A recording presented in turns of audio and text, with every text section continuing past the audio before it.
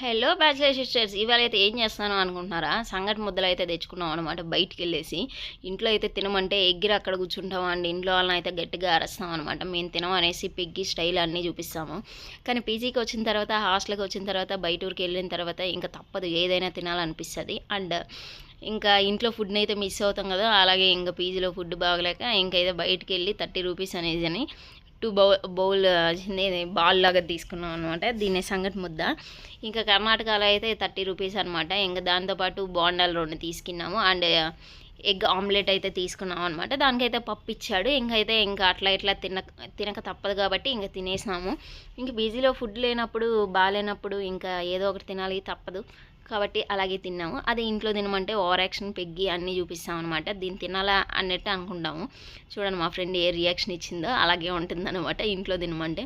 And ఇక్కడైతే తినక తప్పదు కదా, ఇంకా ఇంట్లో ఫుడ్ చాలా మిస్ అవుతాము. అండ్ ఇంట్లో ఇలాంటి ఫుడ్, అది కూడా హెల్త్కి మంచిది రాగి సంగటి అనేది. కానీ అయినా కూడా మనం ఇంట్లో అయితే తినమన్నమాట. కానీ బయటకు వచ్చినప్పుడు అయితే ఇంకా తప్పక అన్నీ అయితే తింటాం కదా. సో మీరు ఎంతమంది ఇలా చేస్తారు ఖచ్చితంగా కామెంట్ చేయండి. అండ్ సంగటి అంటే ఎవరికి ఇష్టమో, సంగటి నాటుకోడి పులుసు అంటే ఎంతమందికి ఇష్టం తప్పకుండా కామెంట్ చేయండి. నెక్స్ట్ టైం అయితే ఇంటికి వెళ్ళినప్పుడు ఖచ్చితంగా రాగి సంగటి అండ్ నాటుకోడి పులుసు అయితే చేసి మీకోసం స్పెషల్ వీడియో అయితే పెడతాను అనమాట. దానికోసం అయితే వెయిట్ చేయండి. అండ్ ఎంతమందికి ఆ వీడియో కావాలో ఖచ్చితంగా అయితే కామెంట్ చేయండి. కామెంట్ చేశారంటేనే నేను కూడా ఆ వీడియో పెడతాను. మీరు కామెంట్ చేయకపోయినా కూడా పెడతానులేండి. అదనమాట. సో మేమైతే పీజీలో ఫుడ్ బాగలేక బయట వెళ్ళి ఇలా అయితే తెచ్చుకున్నాము. మరీ పీజీలో అయితే మరీ ఓవర్గా చేస్తున్నారండి. మీ పీజీలో ఎలా ఉంది ఫుడ్? మా పీజీలో అయితే చాలా చాలా బ్యాడ్గా ఉంది, వరస్ట్గా ఉంది. మేమైతే తినలేకపోతున్నాము. సాంబార్ ఎత్తున్నాం అంటే రసం లాగా ఉండదు. ఇప్పుడు ఓకే, 2 డేస్ నుంచి బాగానే ఉంది. కానీ వీక్లో అయితే 2 డేస్ అయితే రసం అయితే పెట్టేస్తారు మా పీజీలో. దొండకాయలు మా ఓనర్ ఇంటికాడ నుంచి కోసుకొని వచ్చాడో ఏంటో తెలీదు. దొండకాయ అయితే ఫ్రై చేసి ఆడ పెట్టేస్తాడు రసం చేసినప్పుడు, కామన్ అనమాట అది.